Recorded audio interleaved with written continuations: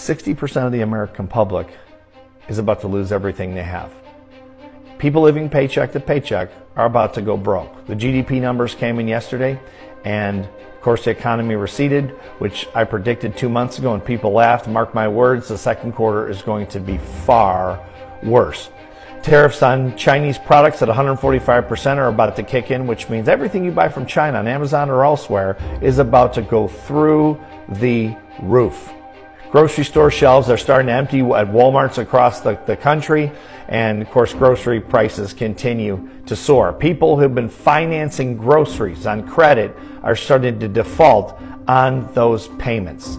We are about to see an economic catastrophe. If you're in this 60% that has little or no money, please stop spending money. Protect your family. Trump does not care about you. Even if you voted for him, he's a billionaire. He won't suffer, but you and your family will. Please protect yourself.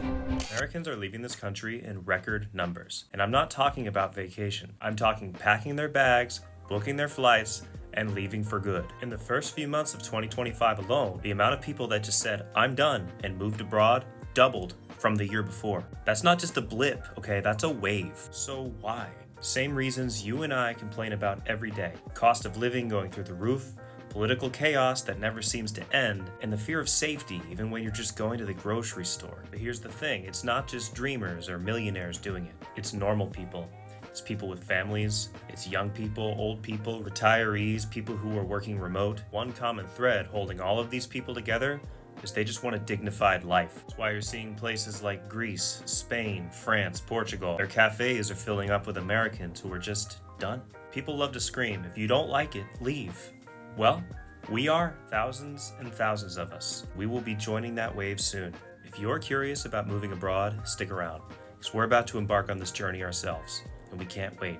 At the end of the day, people like us just want to make life work. And if we think that we can do that better outside of this country, then who's to say we can't? Here's some of the reasons why I left America to live in the Philippines. This is my condo. It's 1/4 the price of what you would pay for in America, has a massive pool, decent gym, a room full of PS5s with a bunch of games, along with a co-working space, sauna, views. It goes on. The studios in this building are only $500 a month. I splurged on the 1-bedroom for $670. My favorite part is that it's attached to a 5-story mall. You could basically run all your errands without ever stepping foot outside. Pharmacy, dentist, groceries, ATM, clothes and appliance shopping, all right there. But if you do step outside, you could literally walk to like 3 different clubs, a ton of bars and restaurants, no need for Ubers or DDs. But take an Uber anyway for $5 to BGC. This area has amazing events going on.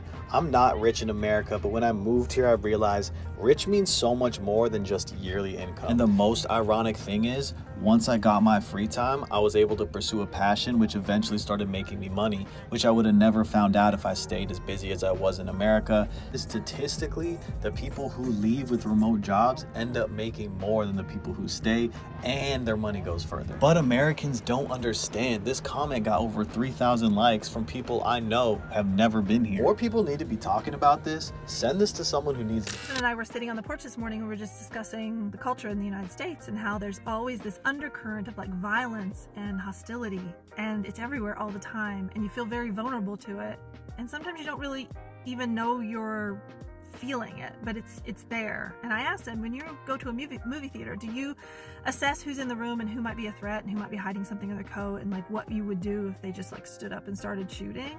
Like, how are you going to get out of the room? How are you going to keep our boys safe? And he's like, yeah, I do. And I said, I do too. We never talked about that openly. And we both agreed, like, we do it all the time. We're at the grocery store, at a concert, at church, at our kids' school.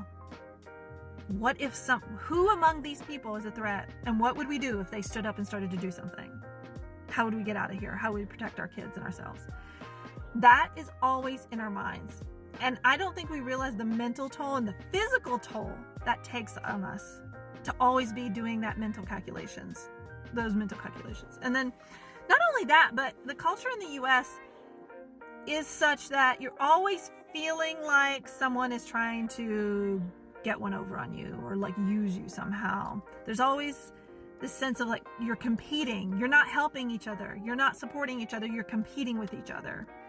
And that person he's your enemy. He's your neighbor, but he's also your enemy. Like you try to You try to make sure that he doesn't mow on your side of the lawn too much, because that's yours. That's your property. He's trying to take it from you. There's this sense of like, it's real like selfishness and self-centeredness, and gotta get mine and keep mine and not let anyone else take mine. And I'm really looking forward not to feel that all the time. I don't think we realize that we're feeling it. We're not conscious of it all the time, but I really want to not feel it, you know? And I want to raise my sons not to think that way or have those sort of feelings or have to do those calculations in their head about like, how am I gonna get out of this without getting shot? That's what I want. So that's why I am taking my two sons, who are 7 and 9, and my husband and myself to the other side of the world to get away from this place.